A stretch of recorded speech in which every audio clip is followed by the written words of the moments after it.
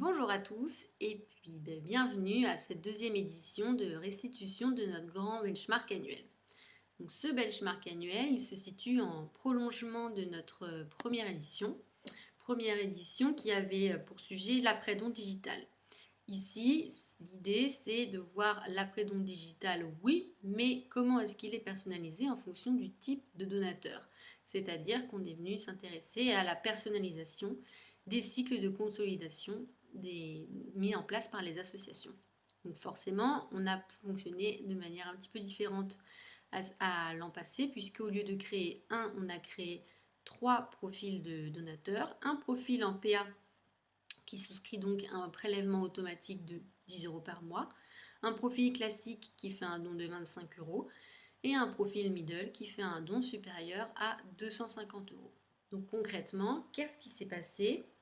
On a été faire un don sur le site d'un certain nombre d'associations. Donc ce benchmark est encore un benchmark digital, parce qu'on trouve que c'est un sujet intéressant, mais ça ne veut pas dire que toutes nos études seront concentrées sur ce canal, bien au contraire.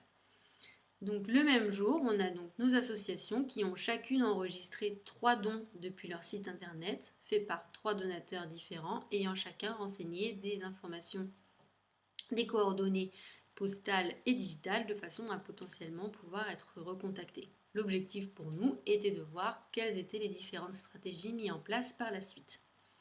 Ces associations, elles sont au nombre de 24, de façon à avoir un panel aussi représentatif que possible. C'est-à-dire qu'il y a toutes les causes qui sont représentées, des associations de taille et de ressources humaines comme financières différentes et qui font partie ou pas de nos clients. En tout cas, comme l'an passé, personne n'est identifié. Le but, c'est vraiment de prendre une photo de très haut de l'état des lieux du secteur pour identifier des tendances, des bonnes pratiques, mais aussi des failles.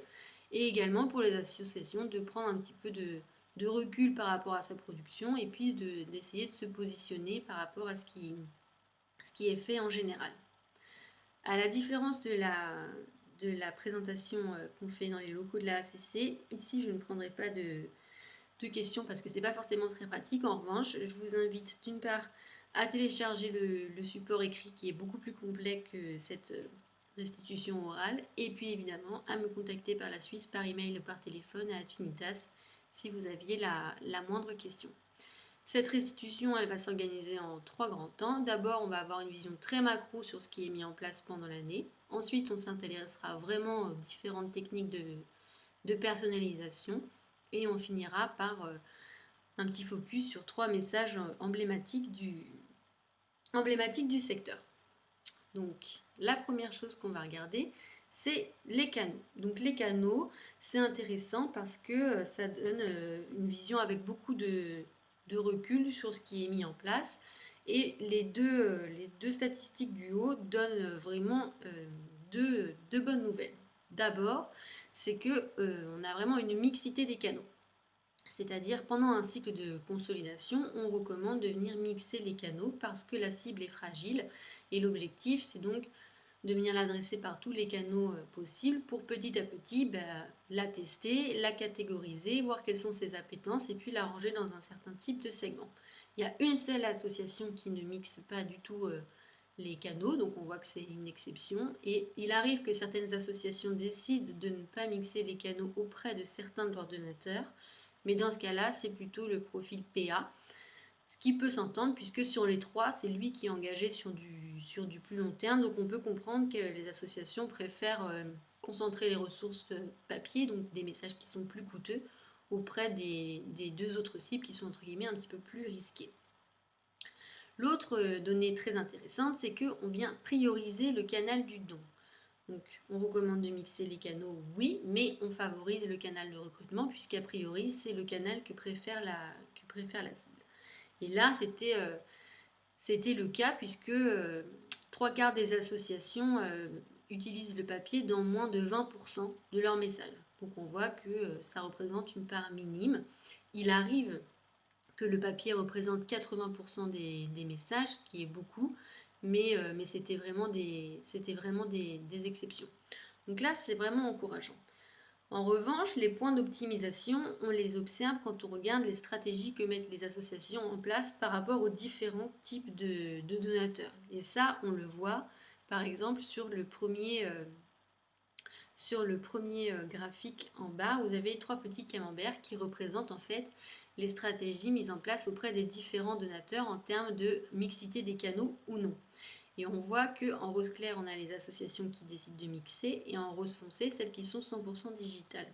Et on voit en fait que les choix sont assez similaires en fonction des 3 profils. Là, je vais vous montrer un dernier graphique qui est encore plus probant par rapport à cette certaine uniformité des choix, qui est en fait les, les calendriers d'émission des messages digitaux sur toute l'année. Donc vous voyez en fait par profil les moments où on envoie des messages. Et ce qu'on voit en fait, c'est que les 3 calendriers, ils se chevauchent, ils se suivent, ils sont assez similaires et parfois ils sont tellement similaires qu'ils fusionnent et qu'on ne voit pas la différence entre les deux. Donc c'est un peu ce qui est un peu embêtant, c'est que on a des associations dont l'argument principal pour inciter au passage au prélèvement automatique est que la personne sera moins sollicitée que les autres. Or là, il semblerait que le rythme de communication soit assez uniforme entre nos trois donateurs. Donc ce qu'on retient pour cette première slide, c'est que dans l'ensemble, les bonnes pratiques d'un cycle de consolidation, elles sont connues, elles sont mises en place, mais par contre, elles sont pas personnalisées et donc on a des rythmes un peu similaires entre nos 3 profils.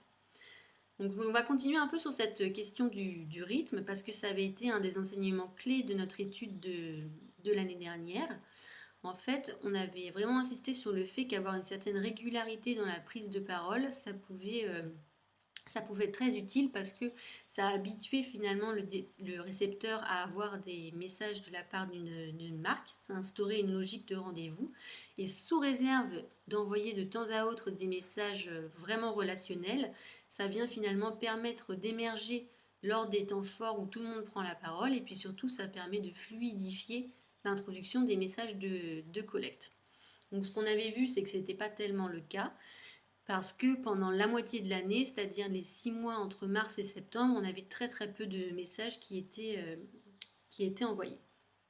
Donc qu'est-ce qui a été le cas pour cette année-là? Eh bien, ce qu'on voit, c'est que déjà, donc là, sur la courbe qui est à gauche de votre écran, vous voyez le calendrier des messages, tous canaux confondus, et donc où on continue d'avoir des calendriers très identiques qui se suivent et qui se chevauchent. On a une petite différence au mois de décembre entre le PA et les deux autres donateurs, puisque les deux autres donateurs reçoivent 20% de leurs messages en décembre, et le PA un petit peu moins, puisqu'il en reçoit 16%. Donc on a quand même un ratio qui est différent, mais qui n'est pas non plus extrêmement clivant. Ensuite, si on regarde sur les volumétries globales, on voit qu'en moyenne, le PA il reçoit 10 messages de moins que les deux autres. Par contre, les deux autres, ils reçoivent exactement le même nombre de messages en moyenne. Donc, ça veut ces donateurs ont un rythme donc, de 2 messages par mois en moyenne. Et donc, ça, c'est vraiment bien puisque ça correspond à ce que les Français se disent vouloir accepter de la part des marques. 2 messages par mois, mais pas plus. En revanche, là encore, ça dépend vraiment des stratégies des associations. En fait, il y a des associations qui sont extrêmement bavardes et d'autres pas du tout. Par exemple, il y a des associations qui ont envoyé un message dans l'année au middle et 4 messages au PA ou au classique. Donc vraiment très peu de communication. Et à l'inverse, il y a des associations qui ont envoyé 75 messages au PA et 83 au middle. Donc là, on a des rythmes extrêmement soutenus et on oscille entre 1,5 messages par semaine, voire 2. Donc vraiment très, très soutenu. Et de même, lorsqu'on regarde en fait les choix qui sont mis en place par association et par leur profil, on voit qu'elles choisissent tous le même rythme pour chacun de leurs destinataires, qui est le rythme bimensuel, qui est le rythme préconisé par les Français, mais qui n'est pas différent en fonction des 3 donateurs. Et la dernière chose intéressante sur la question des rythmes, c'est la question finalement du non-rythme, c'est-à-dire des oublis. Qu'est-ce que c'est un oubli? C'est quand une association laisse s'écouler un certain laps de temps entre les messages automatiques qui sont suite à l'action, donc là, suite au don, c'est-à-dire la confirmation de don, voire un reçu fiscal automatique, et puis les premiers messages du cycle relationnel. Donc nous, ce qu'on préconise, c'est de ne pas attendre plus de 30 jours pour envoyer des messages relationnels, de façon à ce qu'ensuite on puisse amorcer sur des sollicitations, puisque vous le savez, plus on attend pour solliciter, plus c'est difficile de convertir. Ce qu'on avait vu l'année dernière, c'est qu'il y avait quand même 10% des associations qui ne prenaient pas du tout la parole pendant les 6 premiers mois du post-don. Donc c'était vraiment beaucoup parce que la personne, elle peut être déstabilisée quand on vient de lui reparler et qu'elle a presque oublié la marque. Donc là, ce qui est vraiment bien, c'est que ce n'était pas le cas. C'est-à-dire qu'il y a une seule association qui n'a pas du tout pris la parole pendant les 6 premiers mois de l'année. En fait, ce que ces oublis révèlent, ils révèlent plutôt des stratégies. Donc là, on va regarder les graphiques qui sont en bas de l'écran. Et si on voit les associations qui ne discutent pas du tout en mars, avril, mai, en fait, dans l'ensemble, il y a 4% des associations qui ne prennent pas du tout la parole en mars, avril, mai, donc les 3 mois qui suivent le don. Par contre, il y en a 30% qui ne discutent pas auprès du PA, 21% qui ne discutent pas auprès du classique et 12% qui ne discutent pas auprès du middle. Qu'est-ce que ça veut dire finalement? Ça veut dire en fait qu'il n'y a pas d'association qui est un mauvais élève et qui oublierait complètement de discuter avec ses nouveaux donateurs. Non, ça montre plutôt qu'elles ont différentes stratégies de personnes à venir recontacter ou pas. Donc là-dessus, c'est vraiment bien. Mais qu'est-ce que ces oublis révèlent également? Ils révèlent que on a un donateur PA qui est un peu moins sollicité que les autres. Donc là-dessus, j'imagine que tout le monde se dit, oui, mais encore heureux, puisque c'est ce qu'on lui promet. Mais en fait, c'est un peu mitigé. Pourquoi? En fait, on regarde sur les associations qui sont silencieuses uniquement en mars, donc en bas à gauche, on voit que c'est un peu, entre guillemets, un peu harmonieux, 35% pour le PA, 42% pour le classique, et puis 46% pour le middle. Mais quand on regarde pour celles qui sont complètement silencieuses en mars, avril, mai, on a le PA qui ne bouge presque pas, alors que la majorité des autres associations, vient solliciter les autres profils. Pourquoi? Parce que donc c'est bien que les associations respectent l'engagement qui est pris de moins solliciter le PA, mais qu'est-ce qui se passe concrètement? Il se passe que le PA, il reçoit donc ces messages type newsletter, mais après, il va seulement recevoir les messages des 1 ou 2 messages des grandes campagnes. Et ces grandes campagnes, elles ont lieu en fin d'année, en décembre. Donc ça veut dire que le reste du temps, comme on avait vu l'année dernière, lui, il ne va pas trop recevoir de messages, alors que les 2 autres donateurs, eux, ils vont recevoir par-ci, par-là des petits appels à dons, puisqu'on a dit qu'on ne mettait pas trop en place de messages relationnels. Donc lui, finalement, il est sous couvert de le laisser tranquille, parce que il est important. Finalement, on a un cycle qui n'est pas parfaitement harmonieux. Donc, ce qu'on retient sur cette slide, c'est que on a un calendrier de prise de parole qui est quand même assez similaire aux 3 profils de donateurs, et que si le PA reçoit un peu moins de messages que les autres, il a quand même un cycle qui pourrait être un petit peu plus harmonieux. La dernière chose enfin à s'intéresser, intéressante pour regarder les questions macro, c'est la question des thématiques. Une thématique, qu'est-ce que c'est? C'est le type de message qu'on est susceptible d'envoyer à ces donateurs. Donc on a fait une classification des messages les plus habituels, c'est-à-dire les appels à dons, les contenus, les messages d'autopromo, les messages administratifs, pour voir qu'est-ce qui était envoyé et auprès de qui. Donc au niveau du bandeau orange, vous voyez la répartition des messages envoyés aux donateurs classiques et la répartition des messages envoyés aux donateurs PA. Donc ce qu'on constate, c'est qu'il y a des différences, et ces différences sont plutôt positives. Pourquoi? Parce qu'on a un donateur PA qui reçoit moins d'appels à dons, qui reçoit aussi moins de follow-up, ce qui est normal puisque c'est des messages qui sont plutôt concentrés sur les messages d'appel qui vont avec les campagnes d'appel à dons. et qui reçoit plus de messages administratifs, ce qui là aussi est logique puisque il y a certaines associations qui envoient aux donateurs PA des reçus fiscaux tous les mois et que comme on avait fait un don, un prélèvement PA par carte bancaire, on recevait parfois des tickets de paiement chaque mois. Donc là-dessus, c'est vraiment bien. Par contre, si on compare les deux camemberts de la gauche de l'écran, donc le donateur classique et le donateur middle, on voit en fait que la répartition, elle est vraiment similaire entre les deux. Alors pourquoi est-ce qu'on tique sur cette répartition similaire? En fait, normalement, chaque profil de donateur répond à un objectif. C'est-à-dire que, par exemple, un objectif annuel. Un donateur PA, pour lui, l'objectif de l'année, ça va être de l'inciter à augmenter le montant de son prélèvement automatique. Un donateur classique, ça va par exemple être de lui faire passer en prélèvement automatique. En tout cas, donc chaque type de donateur a un objectif et cet objectif, les associations le réalisent par le biais d'une stratégie et cette stratégie, elle se perçoit par un certain nombre de messages qui leur sont envoyés. Donc, on s'attendait à avoir une programmation annuelle qui est différente. Or là, il semble que la programmation, elle est plutôt uniforme. En tout cas, elle est identique entre le donateur classique et le donateur middle.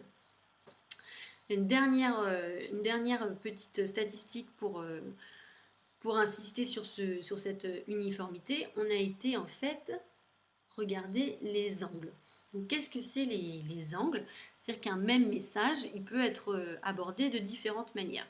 Par exemple, un appel à don, je peux l'aborder sous un angle urgentiste, type « Attention, si nous n'agissons pas d'ici 3 jours, ces personnes vont mourir ».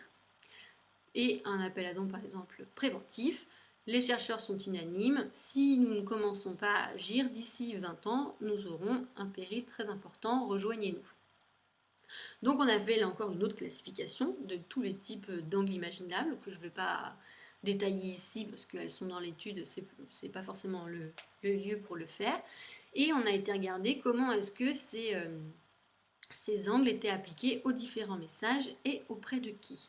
Donc là, je vais donner un exemple. Là, vous avez les angles des messages d'appel à don. On l'a fait pour tous les types de messages. Là, je n'en mets qu'un. Évidemment, à chaque fois, c'est tout le temps la même chose. Donc, on voit en fait que les thématiques, elles sont assez similaires auprès de nos 3 profils. Donc, attention, on n'est pas en train de dire qu'on fait des messages du tout de base, c'est-à-dire qu'on envoie exactement les mêmes messages à tout le monde. Mais on voit que lorsqu'une thématique est abordée auprès de quelqu'un, elle est abordée de la même manière. Donc ça veut dire que les assos, en fait, elles attribuent aux 3 profils la même répartition de sujets à aborder et qu'elles traitent ces sujets a priori, la même façon pour les 3 profils de donateurs et ce qui montre une programmation annuelle qui est quand même plutôt uniforme. Donc ce qu'on retient sur cette slide, c'est que il semble que les associations sensibilisent leurs donateurs selon les mêmes thématiques et que ces thématiques soient abordées sous les mêmes angles. Donc ça pose vraiment la question des objectifs, peut-être même d'un seul objectif, puisqu'on est sensibilisé au même sujet et en plus en même temps, comme on l'a vu tout à l'heure avec la question des rythmes. Après, il est tout à fait possible que ces messages soient personnalisés, parce qu'après tout, une information, si elle est bien traitée, elle peut être abordée auprès de n'importe qui. Mais avant de passer à cette question, on va devoir faire un petit récapitulatif de ce qu'on vient de se raconter, parce qu'il y a beaucoup de choses qui ont été déjà abordées.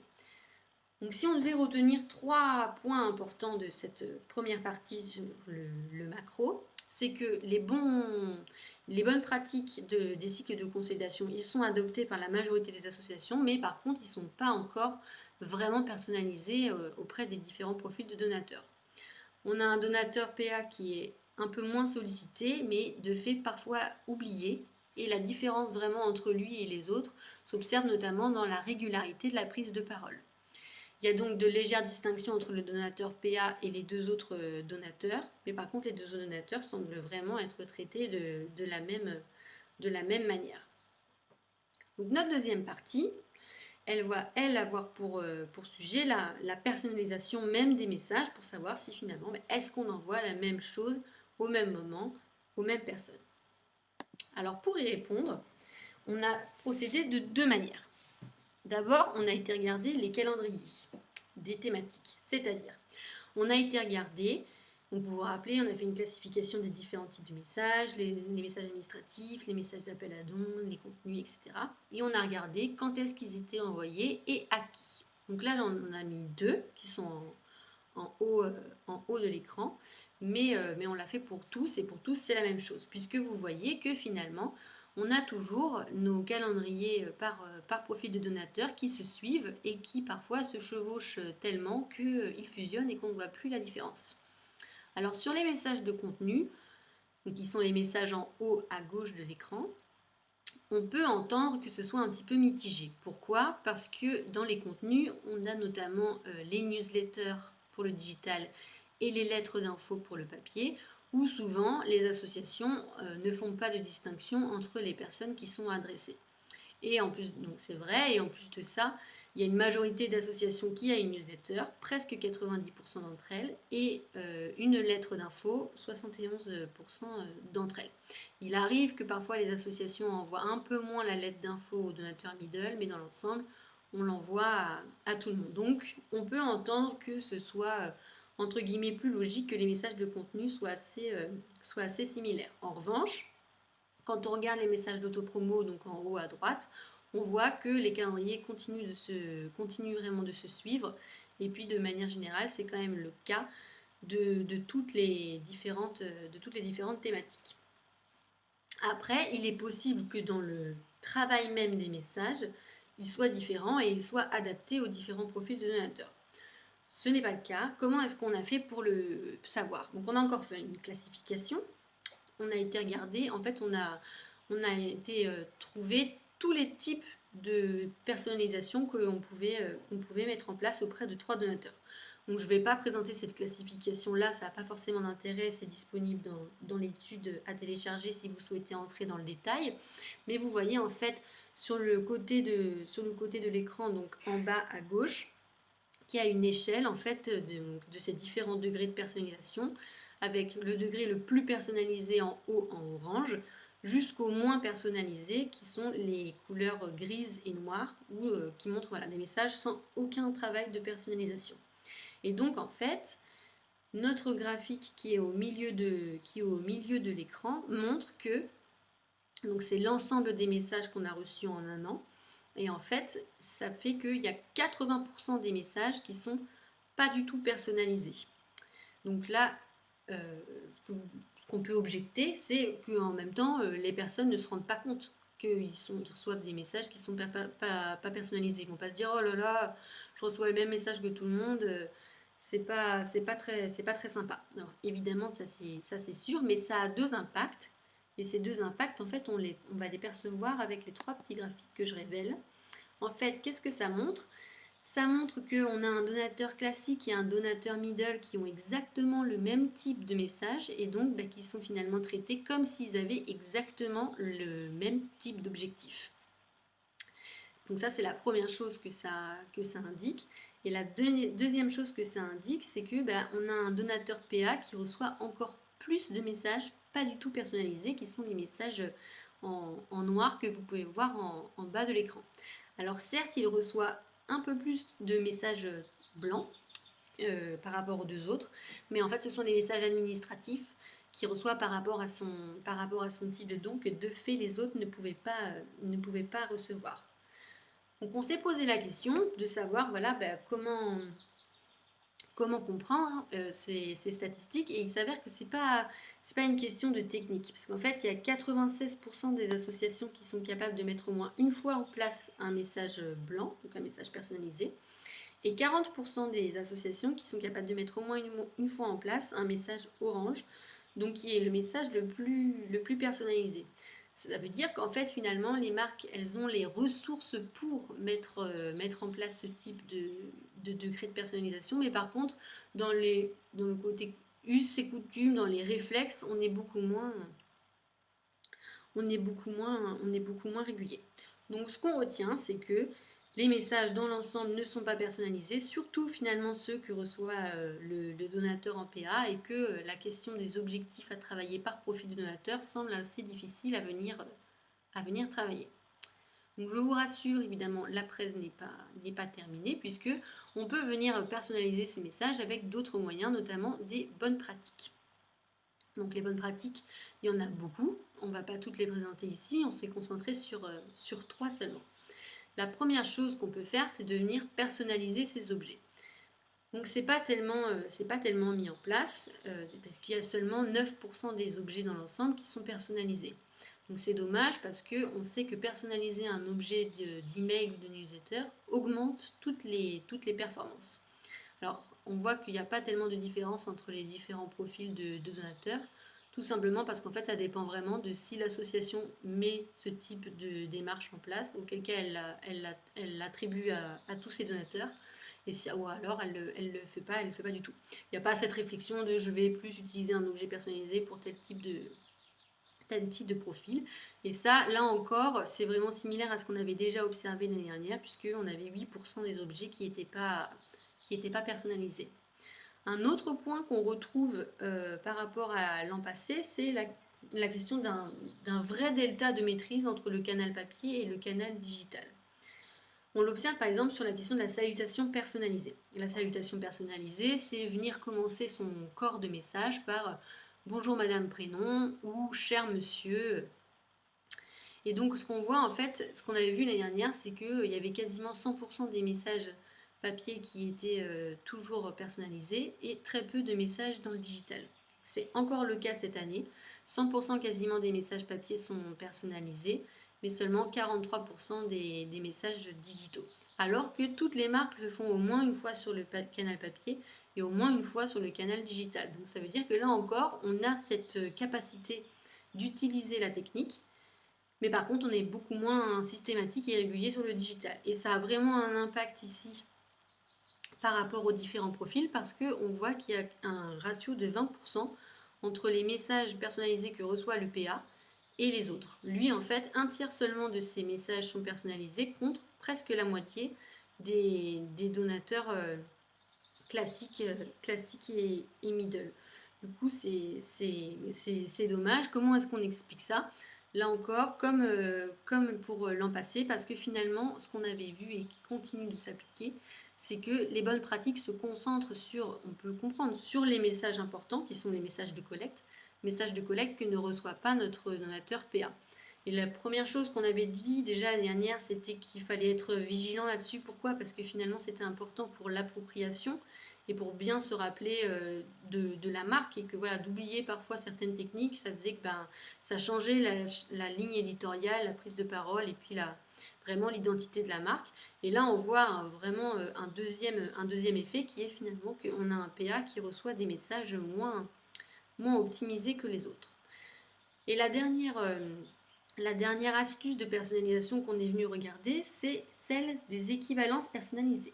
Donc, les équivalences personnalisées, vous savez ce que c'est. Une équivalence, c'est de dire, avec la somme de XXX, nous sommes en mesure de réaliser le projet ZZZ. Et quand on la personnalise, c'est-à-dire qu'on vient personnaliser soit le montant, soit et ou d'ailleurs le projet, en fonction de la personne à qui on s'adresse. Par exemple, pour un PA, on lui dira avec 10 € par mois pendant un an, nous sommes en mesure de, alors qu'un donateur middle, on lui dira avec 500 €, nous sommes en mesure de. Donc ce qu'on note sur cette étude, c'est que finalement cette technique, c'est loin d'être une niche, c'est pas un secret, puisqu'il y a un tiers des marques qui l'utilisent au moins une fois. Et quand elles l'utilisent pareil auprès des 3 donateurs, et donc là c'est vraiment bien. Pourquoi ? Parce que ces équivalences personnalisées, c'est un côté très concret, très opérationnel, rassurant, transparent. Et donc, c'est pertinent de venir l'utiliser sur nos 3 profils de donateurs. Mais c'est finalement dans les proportions qu'on voit où sont les optimisations, parce qu'en fait, les marques ne l'utilisent pas du tout. C'est-à-dire que le donateur PA les reçoit 1% d'équivalence personnalisée, le middle 3% et le classique 2%. Donc on voit que vraiment c'est pas du tout utilisé et c'est dommage parce que c'est vraiment une bonne pratique intéressante. Petit aparté, mais globalement les équivalences ne sont pas tellement utilisées, même non personnalisées. On a trouvé des équivalences dans seulement 17% des messages. Ce qui est dommage parce qu'en plus de ça, on n'est pas obligé de les utiliser que sur les appels à dons. Ça peut très bien être utilisé dans des newsletters, dans des contenus, parce que, comme on l'a dit, ça apporte un côté très concret, très opérationnel et rassurant. Donc finalement, qu'est-ce qu'on résume de cette slide-là? On retient qu'on continue de noter les effets négatifs de la seule dimension de personnalisation qui est que le donateur PA reçoit moins d'appels à dons, mais donc il a un cycle qui est moins harmonieux et surtout il a des messages qui sont plus optimisables que les autres. Et on retient également que comme l'an passé, la majorité des bonnes pratiques sont connues, sont techniquement opérationnelles pour toutes les marques, mais par contre elles sont généralement peu systématiques et régulières sur le canal du digital. Et enfin, la dernière partie sur laquelle on va se pencher sur la question de la personnalisation des messages, c'est les bonnes pratiques en général, pas forcément que les bonnes pratiques de personnalisation. Donc les bonnes pratiques, il y en a beaucoup, vous le savez, là encore on va se concentrer sur 3 seulement. La première étant la question du tunnel de conversion. Donc pour rappel si besoin, le tunnel de conversion, qu'est-ce que c'est? C'est une technique de marketing qui fonctionne sur l'adage que pour persuader, il faut répéter. C'est-à-dire que lorsqu'une marque veut amener quelqu'un à faire quelque chose, elle fonctionne en 4 étapes que vous avez en haut à droite de l'écran. Première étape, on vient présenter l'action qu'on aimerait faire réaliser, et donc c'est l'étape de la découverte avec des messages qui sont donc plutôt de l'ordre de la pédagogie. Ensuite, on entre dans la phase de considération, c'est-à-dire qu'on vient présenter une seconde fois l'offre à réaliser et on propose à la personne de venir considérer cette action à produire. La troisième étape est celle de la conversion, où si normalement on a bien travaillé, la troisième fois qu'on parle de l'action, la personne est séduite, elle est persuadée et elle fait cette action pour finir sur la fidélisation, qui est donc, comme la personne a fait ce qu'on lui avait demandé, on la remercie. Donc ce qu'on note sur notre tunnel de conversion, on note 2 choses. On note d'abord qu'on a des campagnes qui sont pas trop abouties, puisque 64% des messages concernent des messages de découverte. On va pas beaucoup après. Et en plus de ça, que ces tunnels de conversion, ils sont assez identiques à nos trois profils. Donc pas trop personnalisés. On a un PA certes qui reçoit un peu moins de messages de conversion, donc les messages gris qui correspondent à la troisième étape, ce qui est normal puisque c'est des messages qu'on voit plutôt sur les grandes campagnes d'appel à dons, comme on l'a dit, dont il est exclu, enfin qui reçoit que en partie. Et il reçoit aussi plus de messages de fidélisation, ce qui est normal là encore, puisqu'on l'a dit, recevait plus de messages administratifs relatifs à son don, comme des reçus fiscaux mensuels ou bien des tickets de paiement. Nos 2 autres donateurs, en revanche, eux, ils ont des tunnels de conversion qui sont absolument identiques. Donc là encore, on se pose la question de ont-ils vraiment des objectifs qui sont distincts? Ensuite, autre dimension intéressante à regarder, c'est la question de la signature. Donc la signature, c'est intéressant pourquoi? Pour 3 raisons. D'abord, c'est intéressant parce que ça vient donner du corps, ça vient humaniser la marque. Donc si possible, même on ajoute une photo pour mettre un visage sur la marque.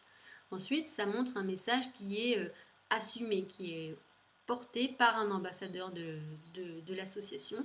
Et enfin, pour le destinataire, ça peut donner un sentiment de valorisation, d'avoir quelqu'un qui prend la peine de lui envoyer un message. Donc on continue de voir que finalement notre donateur PA, dans l'ensemble, il reçoit moins de messages signés que les autres. Pourquoi? Parce que il reçoit moins de messages de collecte, où donc se concentrer la majorité des bonnes pratiques. Et la dernière chose, c'est les vœux. Donc les vœux, ce qui est vraiment bien, c'est que on ne constate pas du tout la même chose que l'année dernière. L'année dernière, on avait vu qu'il y avait 60% des marques qui n'envoyaient pas du tout de vœux. Donc seulement 40% qui se positionnaient là-dessus, ce qu'on trouvait vraiment dommage. Donc là, c'est pas le cas, puisqu'on voit qu'on a 65% des marques qui envoient au moins une fois un message de vœux au donateur PA, et 75% qui envoient au moins une fois, donc exactement 75% pour le middle et pour le classique. voire parfois même 2 fois, mais en tout cas au moins une fois. Donc là c'est vraiment bien, mais bon, on voit encore une fois que notre donateur PA en reçoit un petit peu moins. On a quand même donc toujours tendance à l'oublier. Donc c'est vrai qu'on a insisté assez lourdement là-dessus sur ces 3 dernières slides, mais parce que le fait de venir plus travailler, porter plus d'attention aux messages de collecte au détriment des autres, c'est déjà quelque chose sur lequel on avait beaucoup insisté l'année dernière, et là qui prend encore plus de sens. C'est-à-dire qu'au-delà même de l'appropriation de la marque et de la construction de son identité, eh ben, on a un donateur qu'on cherche absolument à chouchouter, à choyer, et à l'inverse de ce qu'on souhaite faire, on finit finalement par le déconsidérer. Donc, qu'est-ce qu'on retient de notre dernière slide? On retient que finalement le PA est le seul donateur dont le cycle se différencie vraiment des autres, et que, en effet, les associations respectent bien cet engagement de moins le solliciter, ce qui est très bien. Mais par contre, les messages qui composent son cycle sont finalement un peu plus optimisables que ceux des 2 autres donateurs, puisqu'ils sont moins quali car ils ne sont pas des messages de collecte. Donc pareil, si on retient 3 idées clés de cette seconde partie. On retient qu'on a une connaissance de différents types de ciblage, mais par contre qu'on est peu régulier dans leur usage, qu'on a des bonnes pratiques qui sont concentrées sur les messages de collecte, mais de fait un PA qui bénéficie moins de ces messages et donc de ces bonnes pratiques, et que la perso s'observe uniquement sur notre donateur PA, alors qu'à l'inverse, les 2 autres donateurs ne sont pas du tout distingués. Et maintenant, la dernière partie, on va se pencher sur les messages emblématiques du secteur. Pourquoi? Parce que comme c'est des messages qui sont importants pour vous, pour les associations, ils sont assez révélateurs des stratégies et des partis pris qui sont mis en place. Donc là, on n'en prend que 3, mais évidemment, dans l'étude, il y en a beaucoup plus, études que, encore une fois, je vous invite à télécharger. Donc le premier message emblématique sur lequel on va se pencher, c'est le message qui a trait à la défiscalisation. Donc message assez intéressant, puisque comme l'a montré le passage de l'ISF à l'IFI, les Français sont des gens rationnels et l'argument fiscal est plutôt efficace sur eux. Donc la défiscalisation, qu'est-ce qu'on note? On note déjà que c'est une thématique qui avait tout pour réussir. Pourquoi? Parce que 98% des messages de la défiscalisation sont portés par des messages d'appel à dons, donc les messages où on concentre toutes les bonnes pratiques, et 99% des messages de défiscalisation sont véhiculés par le canal du digital, canal qui est moins cher que les autres, où on peut faire plus de tests, donc a priori, elle a tous les atouts pour être bien mis en place. Et c'est effectivement le cas. D'abord, si on regarde la question du tunnel de conversion, donc en haut à droite de l'écran, on peut voir qu'on a des campagnes qui sont plus harmonieuses, plus longues. On a un donateur PA qui reçoit un peu moins des dernières étapes, mais là-dessus, c'est normal puisqu'il reçoit moins d'appels à dons et il reçoit plus de messages relationnels. La seule optimisation finalement qu'on a vraiment identifiée, c'est que les marques pourraient en parler plus souvent auprès du donateur PA. En fait, elles sont seulement 50% à venir en parler au moins une fois auprès du donateur PA, alors qu'elles en parlent beaucoup plus systématiquement aux autres. 83% des marques en parlent au moins une fois au middle et 79% en parlent au moins une fois au classique. Ce qui est dommage parce que c'est un argument qui pourrait tout à fait séduire le donateur PA et l'inciter à venir par exemple augmenter le montant de son prélèvement automatique. La dernière petite chose intéressante sur cette question-là, c'est celle de son calendrier. Pourquoi? En fait, la défiscalisation, c'est un thème qui est vraiment concentré sur le mois de décembre. 91% des messages de défiscalisation sont concentrés sur le mois de décembre, dont les 3-4 derniers jours avant le réveillon du 31. Donc c'est normal évidemment qu'on ait une majorité des messages qui soient concentrés à ce moment-là, puisque c'est vraiment le moment où l'argument urgentiste dernier jour a du sens. Mais en fait, finalement, sur le reste de l'année, elle n'est pas du tout visible. Il y en a un petit peu qui sont envoyés au mois de novembre, un petit peu aussi qui sont envoyés lors des campagnes IFI, donc en avril, mai, juin. mais sinon dans l'ensemble on n'en parle jamais. Et globalement, la défiscalisation ne concentre que 5% des messages sur toute l'année. Donc ce qu'on retient, c'est que c'est une thématique qui est très bien maîtrisée, mais qui simplement gagnerait à être un petit peu plus visible sur toute l'année. La deuxième thématique sur laquelle je vous propose de vous pencher, c'est la grande thématique de 2018, qui est le passage de l'ISF à l'IFI. Donc première chose, je précise que sur cette question-là, on a évidemment isolé que les fondations de notre panel, on n'a pas gardé toutes les associations, et ça reste pertinent puisque 63% du panel sont des fondations. Et ensuite, on a été regarder le traitement de l'IFI, mais sur l'année, c'est-à-dire quand est-ce qu'on parle de cet impôt en général, et en plus, comment est-ce qu'on en parle, c'est-à-dire est-ce que, par exemple, il y a eu une vraie transition, une vraie pédagogie sur le passage d'un impôt à un autre. Donc le premier point hyper marquant de cette thématique, c'est qu'il y a seulement 40% des marques qui sont venus en parler au moins une fois, alors à nos profils, pas dans l'ensemble. Évidemment, si ça se trouve, elles se sont positionnées autrement. Donc 40%, 40% qui en parlent au moins aussi une fois au middle, un petit peu moins à en parler au moins une fois au PA et au classique, mais on voit que le ratio n'est pas énorme puisque 33% en parlent au moins une fois au PA et 33% en parlent au moins une fois au classique. Donc ça nous a extrêmement surpris parce qu'on s'attendait à ce que 100% des fondations se positionnent sur ce sujet. Alors, on n'a pas été, nous, en tout cas, adressés, donc on a 3 explications potentielles. Soit un don de un petit peu plus de 250 € ne suffit pas à se scorer comme potentiel donateur IFI, soit comme on a fait un don digital, on a été exclu des campagnes papier, soit enfin, on l'a dit au tout début, il y a des associations qui mettent pas mal de temps avant de recontacter leurs prospects. Et peut-être que comme notre don a eu lieu en février, c'était un peu trop rapproché des débuts de campagne et donc on n'a pas pu intégrer les segments de campagne IFI. Donc voilà. En tout cas, par contre, quand le sujet est mobilisé, il est très bien mobilisé. C'est-à-dire qu'il est répété en moyenne 11 fois par donateur, donc ça c'est bien. Il représente 8% des messages, donc là aussi très bien. Il est diffusé sur les 2 canaux et plus sur le canal digital, ce qui là encore est normal puisque c'est le canal de recrutement et qu'en plus il est moins cher. Il est présent sur tous les types de messages, donc on le voit sur des lettres d'infos, sur des mailings, sur des newsletters, sur des emails dédiés. Et enfin, il est présent toute l'année. C'est-à-dire que le premier message IFI, on le note le 20 février jusqu'au dernier jour du panel. Et 60% des messages IFI sont concentrés lors de la campagne avril, mai, juin. Mais après, les 40% sont dispatchés tout au long de l'année. C'est-à-dire qu'on en parle tout le temps un petit peu. Donc il y a vraiment une très bonne visibilité de ce sujet sur l'année, ce qui est vraiment très bien. La dernière chose sur laquelle on s'est penché, c'est la question de savoir comment est-ce qu'on en parle, puisqu'a priori on en parle toute l'année.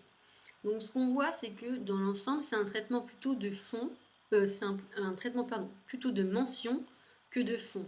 C'est-à-dire qu'on a 11% des messages qui sont des emails consacrés à l'IFI et 2% des messages avec par exemple un article de fond dans une newsletter. Le reste du temps, ça va être des pastilles, des petits encarts, des blogs de défiscalisation, mais pas des messages 100% sur l'IFI. Comme on en parle sur toute l'année, c'est plutôt positif. Après, la dernière question qu'on s'est posée, c'était de savoir est-ce qu'on vient en parler en faisant une certaine pédagogie autour de la transition d'un impôt à un autre et de savoir si finalement est-ce que ça changeait quelque chose ou pas. Donc on a vraiment été traquer la moindre occurrence du mot IFI dans chacun des messages, et ce qu'on voit en fait, c'est que seulement 10% des messages sont de la pédagogie ou de la semi-pédagogie. C'est-à-dire semi-pédagogie, c'est quand dans le message, il y a au moins une ligne qui explique ce que le changement peut apporter ou pas. mais quand même, il fallait le montrer. Donc seulement 10% des messages qui sont de la pédagogie ou de la semi-pédagogie. Après, ce chiffre, il faut quand même le prendre avec des pincettes parce que d'une part, il y a 60% des assos qui ne nous ont pas contactés, alors qu'on est persuadé qu'elles ont mis en place des campagnes IFI. Et ensuite, parmi les associations qui se positionnent sur le sujet, il y a la moitié d'entre elles qui font au moins une fois un message de pédagogie. Et après, elles viennent reparler de l'IFI, mais sous l'angle de la défiscalisation. Ce qui est logique, puisque ça n'a pas de sens de faire que de la pédagogie. Donc ce qu'on retient sur l'IFI, finalement, c'est que parmi toutes les thématiques, c'est probablement elle la meilleure, c'est elle qui est la mieux mise en place, avec le plus de régularité. Par contre, voilà, reste cette question de savoir dans l'ensemble ce que font les autres, puisqu'on n'a pas été adressé par tout le monde, très très probablement pour des questions de ciblage. Et la toute dernière thématique sur laquelle je vais vous proposer de vous pencher, c'est une thématique qui est très importante pour notre agence, qui est celle des libéralités.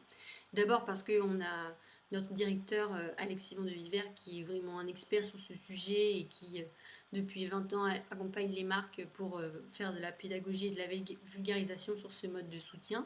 Et en plus parce que même en termes de ressources, un leg moyen c'est quand même 45 000 €, donc c'est pas négligeable. Et puis surtout en termes de symbolique, c'est vraiment le don ultime de soi, donc un mode de soutien qui est très très intéressant. Après, comme on travaille beaucoup sur les libéralités, on savait que ce serait assez timide et que le bilan serait plutôt très mitigé. Donc on n'a malheureusement pas été déçus. Pourquoi ? Parce que déjà la majorité des marques n'en parlent pas. C'est-à-dire qu'on a moins d'un tiers des marques qui en parlent au moins une fois. Et quand elles en parlent un petit peu plus au PA. Quand elles en parlent une seule fois par personne, ce qui est un peu compliqué parce que vous savez, c'est un sujet qui est un peu technique et qui nécessite de la vulgarisation, de la pédagogie. Et donc, généralement, on recommande vraiment d'en parler plusieurs fois pour avoir plusieurs stades pour bien médiatiser ce sujet-là. Donc, il y a une asso qui en a parlé 4 fois à son donateur, mais c'est vraiment un cas d'une part à part. Et puis 4 fois, c'est même peut-être pas forcément suffisant. Donc, on est plutôt très pusillanime sur cette thématique. De même, les messages ne sont pas vraiment personnalisés. En fait, soit ils sont extrêmement personnalisés, mais ils sont destinés aux donateurs PA, en fait, qui les reçoit dans ses messages administratifs, dans par exemple les reçus fiscaux qu'il reçoit chaque mois, soit des messages pas du tout personnalisés, qui sont les mêmes, qui sont envoyés à chacun, donc par exemple un petit bloc dans une lettre d'enfant. Et la dernière statistique, c'est que finalement, quand une association se positionne sur les legs, ce sujet représente 1% de son volume total de messages sur l'année. Donc vraiment, c'est dommage parce que on comprend que ce soit parfois des questions de budget et qu'on se dise que on n'a pas de budget pour faire des messages dédiés, mais il est tout à fait possible de venir, en fait, en travaillant main dans la main avec et la collecte et la com, venir insérer ce sujet avec de la régularité sur les messages de l'année. Donc, par exemple, venir varier les témoignages, avec une fois sur deux le témoignage d'une personne qui a soutenu l'association par un leg. Ça peut être aussi des équivalences, ça peut être des bandeaux dans les newsletters, ça peut être des encarts, ça peut être des footers. Enfin, il y a beaucoup de choses à inventer sans forcément avoir des budgets consacrés. Donc ce qu'on retient finalement sur les libéralités, c'est que le bilan de l'année 2018 n'est pas forcément très heureux, mais aussi depuis 2019, on constate vraiment un gros regain d'intérêt pour cette thématique. Et donc on est persuadé que ce sera beaucoup plus intéressant pour les prochaines années. C'est d'ailleurs le sujet de notre bench de l'année prochaine. Donc rendez-vous dans un an pour voir si les choses ont évolué ou pas. Alors, qu'est-ce qu'on retient sur nos 3 thématiques ? On retient d'abord que la défiscalisation réunit de très nombreuses bonnes pratiques. La seule chose, c'est qu'elle gagnerait à être un petit peu plus visible. On a un IFI qui est extrêmement bien médiatisé, tant sur la campagne que sur la totalité de l'année, mais bon, là, on ne sait pas trop encore par qui et auprès de qui. Et par contre, on a une absence de médiatisation des libéralités, mais qui devrait se résoudre dès cette année. Alors si on résume tout ce qu'on a identifié pendant cette étude-là, on a donc on a donc un certain nombre de challenges qu'on a résumé ainsi, donc à s'approprier en fonction de sa marque, mais donc de maintenir la maîtrise des canaux, de venir essayer d'injecter du relationnel à tous les cycles pour être plus régulier, de distinguer le middle et le classique qui semblent pour l'instant être vraiment traités de la même manière. Évidemment, de temps en temps, on peut envoyer des messages pas du tout personnalisés, mais qu'il ne faut pas en abuser. De systématiser les bonnes pratiques sur l'ensemble des messages, de façon à ce que le PA reçoive lui aussi des messages optimisés. De stabiliser la visibilité de la défiscalisation. Pourquoi pas en s'inspirant de l'excellente médiatisation des campagnes IFI. Et enfin, de médiatiser la question des libéralités. Donc si on résume, c'est qu'aujourd'hui, on voit une segmentation qui est peu visible. On n'a pas de cycle indépendant, pensé par profil, ou même de messages qui font l'objet d'un vrai travail d'adaptation. Donc pour résumer, on envoie quand même à peu près la même chose à tout le monde et au même moment. Les seuls éléments de segmentation sont finalement visibles sur le donateur PA, qui reçoit des messages un petit peu moins optimisés. Donc c'est bien parce que c'est conforme à la promesse des associations de moins le solliciter, mais par contre son cycle pourrait être un peu mieux. Donc voilà pour la restitution de notre toute dernière étude. Donc je vous invite évidemment à venir télécharger ce document, cette ressource qui est disponible dans le lien accolé à cette vidéo. Et puis par la suite, évidemment, n'hésitez pas à venir nous contacter si vous aviez des questions ou des choses que vous souhaitiez approfondir avec nous. Ce sera avec plaisir. Donc je vous souhaite à tous de passer une très bonne journée. Et puis